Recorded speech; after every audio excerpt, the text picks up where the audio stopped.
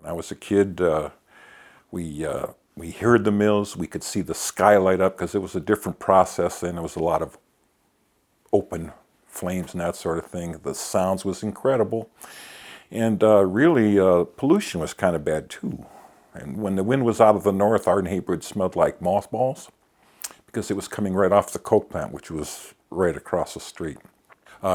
If the wind was out of the north, if you put your laundry out on the line, because we didn't have dryers in the 1950s, it would get covered in soot. And the wind didn't have to be out of the north. If you could clean your windowsills and then maybe come back a couple hours later and put your finger on it and you would see soot. It would be there. And I mean, it was tremendous. And if the wind came across the center plant, we'd blow a blue haze in our neighborhood. And there was a river that separated our neighborhood from the plant, and it looked like a river of used motor oil. It did not look like water. It looked like oil, used black oil. And it had caught on fire a few times. There was a place called Taylor Forge, and it was basically a giant hammer that would come down on a kind of a hot piece of steel and just bang it with tremendous force. And when they were running, which wasn't all the time, you could hear this boom, boom. When I would sit there at night, and we didn't have air conditioning, your head would be kind of hanging out the window to get some air, and you would hear this sound, boom, boom, boom. It was really something. It was kind of like the movies. I mean, to me it was. And you would also hear railroad engines. And one sound in particular was really tremendous. At 8 o'clock in the morning, 4 o'clock in the afternoon, and midnight, they had this huge whistle that would go off, indicating shift change. And when that whistle went off, you could hear it all over the city. And when that whistle went off, most people didn't have cars.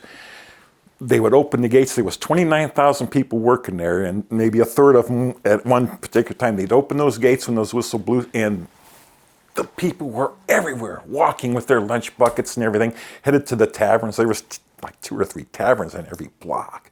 I was always fascinated by the steel mills because it was someplace we couldn't go when we were kids. But we had a good time. We snuck in a couple times when we were in our 11, 12 years old. We went through, they didn't have gates, and we rode our bikes and were chased out of there. And we were so unprepared for the things we saw. The fire and the smoke, because it was in the coke plant where we went, and it was smoky and stunk and dirty, and these people walking around like a Flash Gordon movie, shoveling in these furnaces. We were just in awe. Our mouths were open, and we just couldn't believe the things we were seeing. Had no idea, no understanding of what the process was all about at that time. We were on our bikes, and they had security, and they had like little police cars, and they would maybe come find us, and we'd hide where we could. And eventually, when we got too scared because they were closing in on us, we left. We would come in from the East End. It was places you could go. They didn't have fences all over the place like they do now.